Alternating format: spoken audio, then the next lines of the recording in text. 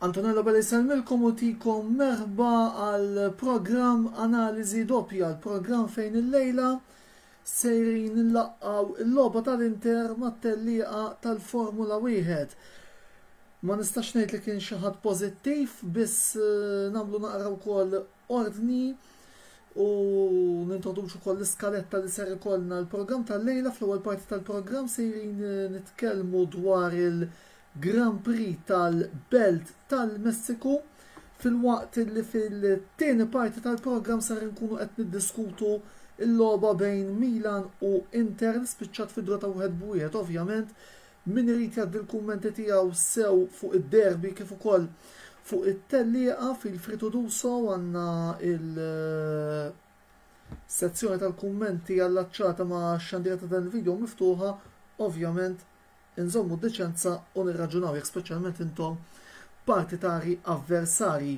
Għal daqstant naħseb li issa nistgħu nibdew ukoll minnu fih bis-sigla tal-Formula 1 ħalli nibdew nitkellmu fuq l-ewwel parti tal-programm tagħna il-lejla li tirrigwarda il-Grand Prix tal-Belt tal-Messiku illi jintrebaħ minn Max Verstappen fuq Red Bull Racing.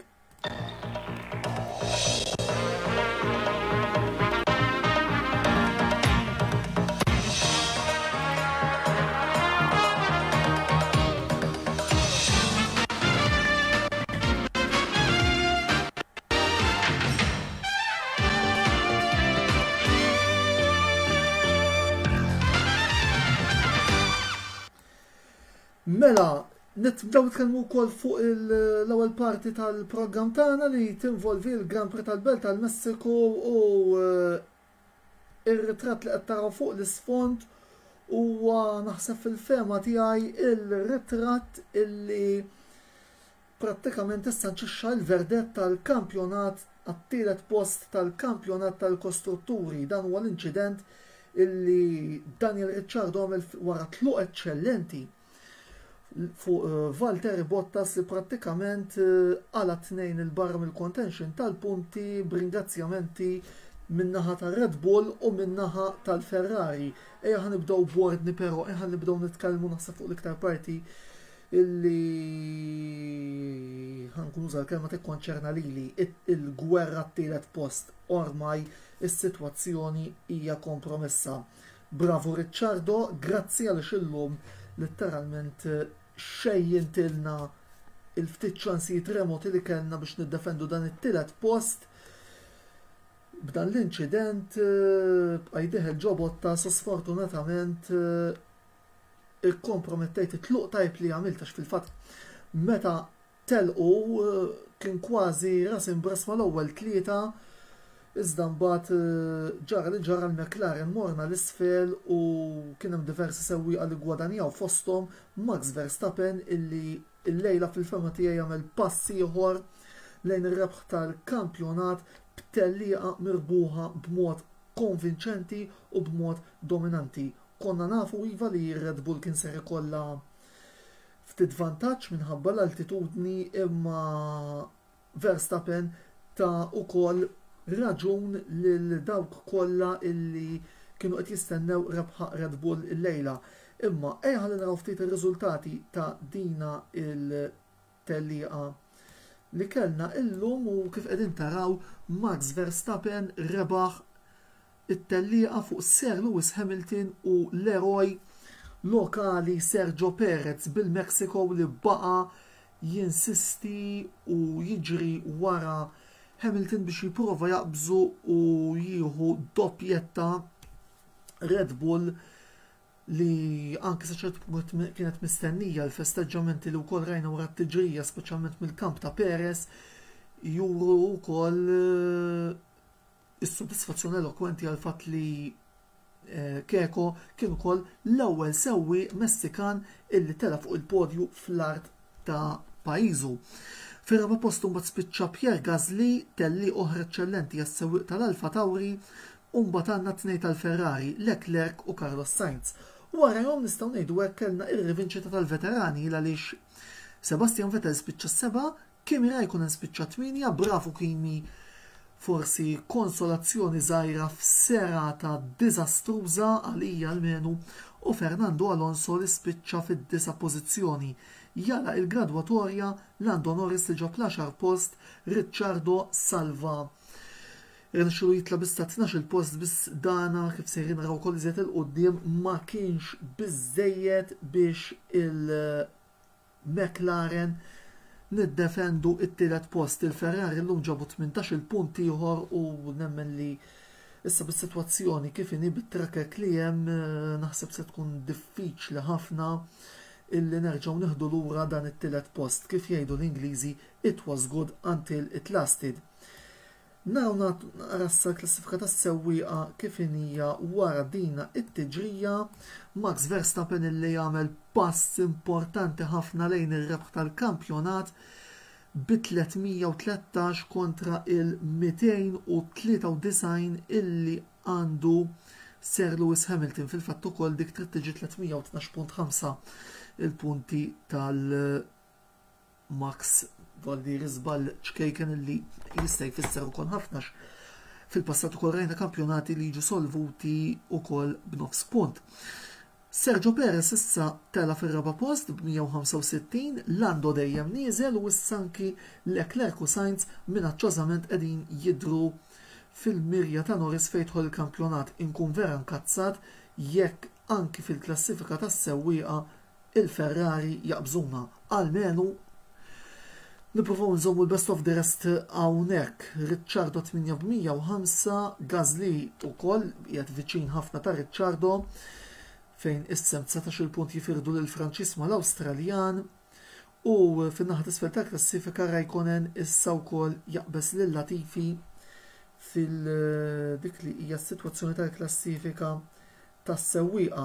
Naraw naqra il-klassifika tal-kampjonat tal-kostrutturi u kif diġà aċċennajt ukoll il-Mercedes issa għandha punt biżvantaġġ fuq il-Red Bull f'dik li hija l-klassifika tal-kostrutturi u by the looks of it u kif l-affarijiet qegħdin nemmen illi itwil se tkun biss materja ta' ftit ħin qabel ma naraw ir-Red Bull taqbes il-Mercedes anke f'dan il-kampjonat tal-kostrutturi għaliex Perez jidher li ġej ukoll inform u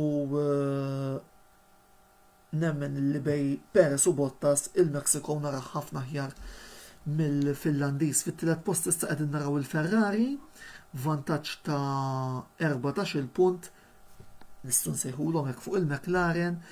L-Alfa Tauri illi resqet ukoll qrib tal-Alpin, issa 94 għal l-Italo-Ġappuniżi, 106 tal-Franċiżi, Aston Martin 68, Williams 23 u l-Alfa Romeo b'11. Il-punt, id-diżappunt huwa evidenti min-naħa tiegħi fuq dak kollu li rajna llum ġewwa il-Belt tal-Messiku. Nistqar illi kont qiegħed nistenna xi ħaġa aħjar mill-McLaren f'din it-tiġrija biss Webber second best akkumparat mal-Ferrari tista' titfuq il-weekend kollu. Issa t-telqa li ġej ser tkun fil-Brażil, telli għalli qed nara ħażjed ix-xaqleb lej il-Ferrari fejn tidħol il-ġlieda Ferrari McLaren, telli wkoll li Red Bull jidher illi għandhom ukoll ftit vantaġġ fuqha minħabba ukoll l-altitudni illi tista' tiffavorixxi il-magni Honda biss. Palma dejjem jgħidu kollox jista' jiġri fil-Brażil dejjem rajna tlielaq spettakolari għaldaqstant nistennew naraw ser jiġri il-ġimgħa d-dieħla. Qabel ma nagħlaq il-kapitlu tal-Formula wieħed infakkarkom għada jitilgħu l-Antopagelle fit-tlieta fejn fihom ukoll ser nagħtu wkoll il-voti għal din it-tellieqa u mbagħad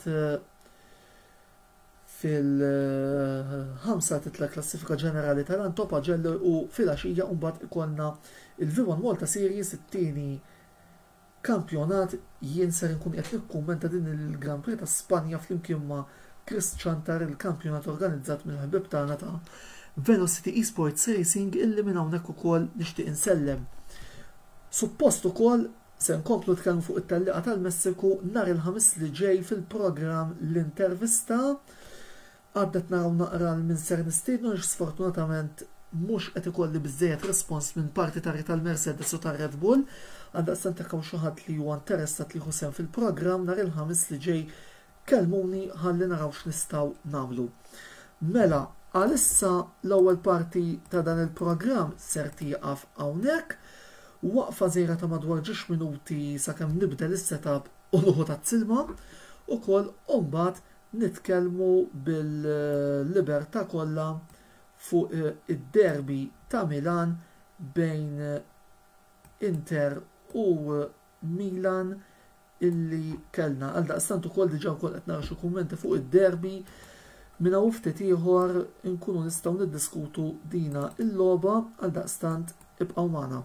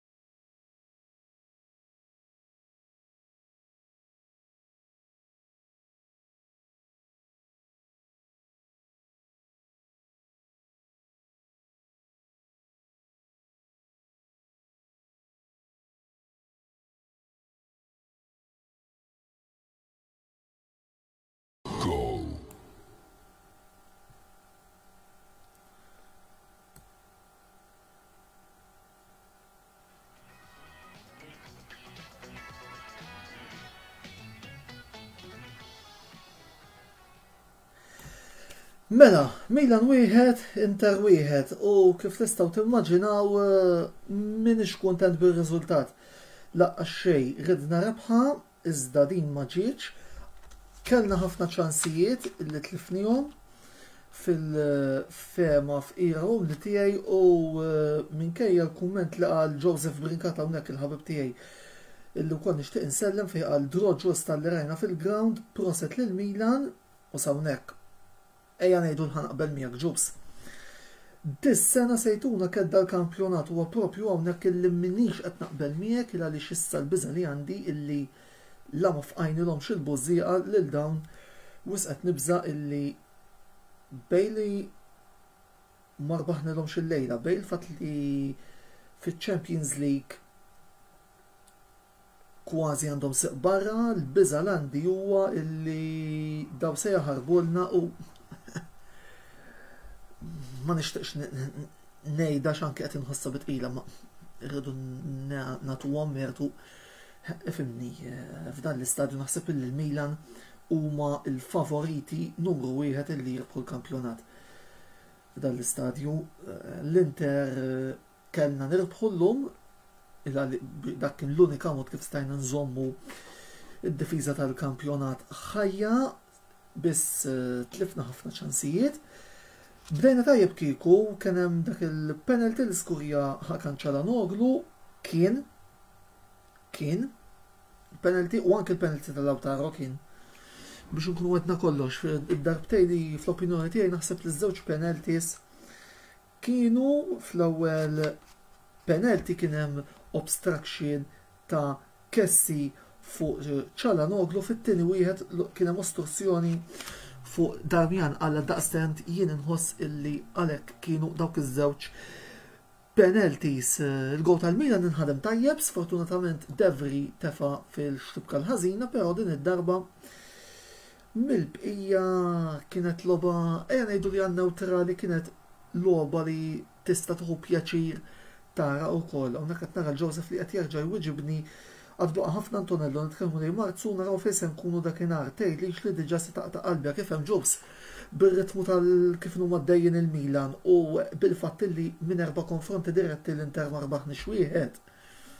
Meta tqis li dejjem ngħajjat il-kampjonat jintrebaħ fil-konfronti diretti naħseb is-soluzzjoni fuq l-ħsieb tiegħi diġà qed tinftiehem. L-unika forsi t-tama li jista' jkun hemm hija illi daw l-imberkin xejki tal-PIF jiffirmaw sal-aħħar ta' Diċembru u ituna white paper biex Marotta jkun jista' jopera as he pleases fi transfer market u nsaħħu fejn hemm bżonn.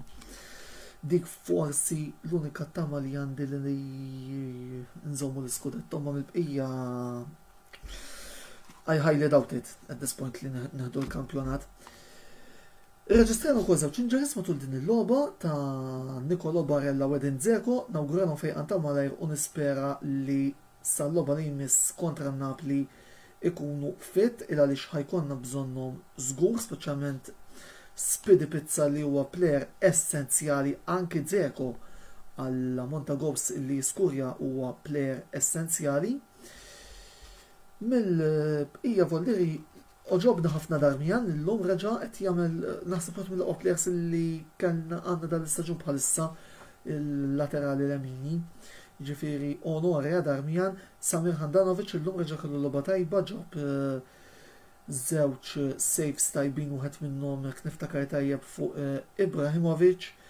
Biss rridu nammettu illi dan ir-riżultat ser jikkomprometti żgur mhux forsi l-ambizzjonijiet skudetto li għandna fil-fema tiegħi issa bil-fors wara l-waqfa rridu nirbħu man-Napli u rridu nirbħu max-Shakhtar u idealment nagħmlu ran ta' rebħ sal-miliet biex ħanejdu hekk għall-inqas inżommu l-pasta Napoli u Milan.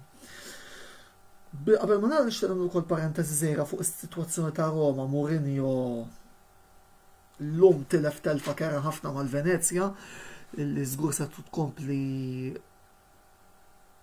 żidlu l-pressjoni, irridu naraw jekk ikolx il-panettone jew le. Parentesi magħluqa. Analiżi doppja jintemm hawnhekk għallum grazzi tal-li segwejtu il-programm tagħna, il-programm li jmisser jkun nhar il-ħamis l-intervista fuq hekk inkellmukom iżjed ta' kmieni lejn nofs il-ġimgħa. Komplu segwu dan il-kontenut li qed ikollna sew fuq il-paġna ta' Facebook kif ukoll fuq il-paġna ta' YouTube fejn dan il-programm ser jitla' minna u ftit ieħor sakemm nerġgħu niltaqgħu. Antonello Bella jagħtikom il-kumplament tas-serata tajba u tal-lejli tajjeb ukoll ħudu ħsieb.